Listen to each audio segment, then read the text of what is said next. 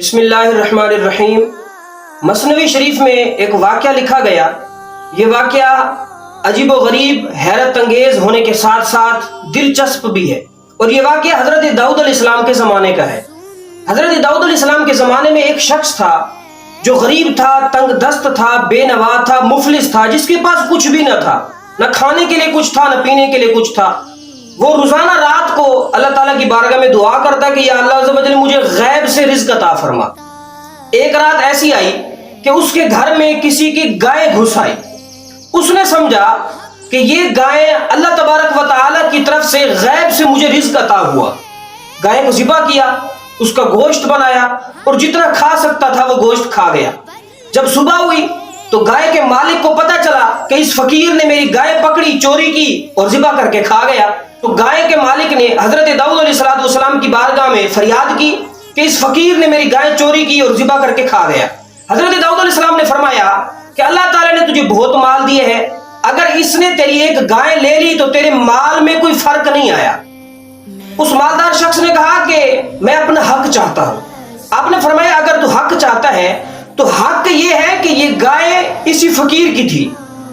وہ بڑا متحیر ہوا، بڑا متعجب ہوا کہ یہ کیسے ہو سکتا ہے۔ آپ نے ارشاد فرمایا صرف گائے نہیں بلکہ جتنا مال تیرے پاس ہے یہ سارا کا سارا مال اسی فقیر کا ہے۔ وہ غصے ہوا، برہم ہوا اور اپنے آپ سے باہر ہونے لگا۔ آپ نے ارشاد فرمایا کہ صرف اتنا نہیں ہے بلکہ تو بھی اسی کی ملک ہے، تو اس کا غلام ہے اور وہ تیرا مالک ہے۔ اب وہ بےتاب ہوا اور اس کی بےتابی کی حد نہ رہی۔ حضرت داؤد علیہ السلام نے ارشاد فرمایا کہ اگر تو میری بات کی دلیل چاہتا ہے اور میری گفتگو کی تصدیق چاہتا ہے تو میرے ساتھ جنگل کی طرف چل۔ اب حضرت داؤد علیہ السلام اور وہ گائے کا مالک اور یہ فقیر شخص تینوں مل کے جنگل کی طرف جانے لگے۔ بات بڑی عجیب و غریب تھی، لوگوں میں پھیلتی گئی اور جہاں تک گئی سارے لوگ اکٹھے ہو گئے اور لوگوں کا ہجوم بھی جنگل کی طرف ساتھ چل دیا۔ جب جنگل میں پہنچے بہت سارے لوگ ساتھ تھے۔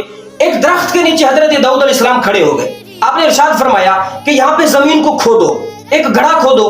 حکم کی تعمیل ہوئی۔ جب گڑھا کھودا گیا تو نیچے سے ایک انسان کا سر نکلا، ایک کھوپڑی نکلی اور اس کے ساتھ ایک خنجر نکلا۔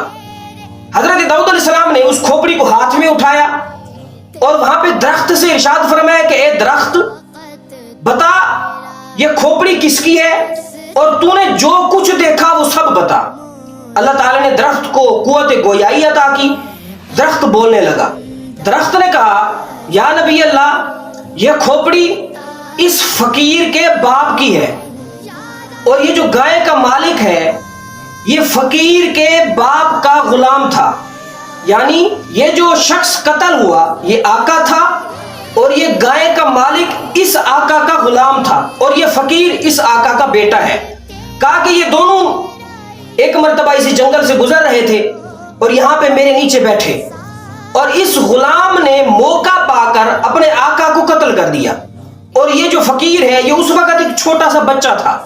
کہا کہ جب اس غلام نے اپنے آقا کو قتل کیا اور پھر اس کی لاش کو یہاں دفن کیا، اس خنجر کو بھی یہاں دفن کیا، اس بچے کو لے کے یہاں سے چلا گیا اور پھر اس آقا کا جتنا مال تھا یہ غلام اس مال پر قابض ہو گیا اور اس چھوٹے بچے کو الگ چھوڑ دیا۔ جب اس نے ہوش سنبھالا تو اس کو پتہ ہی نہ چلا کہ میرا باپ کون ہے اور میرا کوئی مال بھی ہے، میرا کوئی گھر بار بھی ہے، اس کو کچھ بھی پتہ نہ چلا۔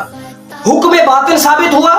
حضرت داؤد علیہ السلام نے وہ سارے کا سارا مال اس فقیر کو دے دیا کیونکہ اس کے باپ کا تھا اور اسی کی وراثت میں آیا تو اسی کو ملنا چاہیے تھا۔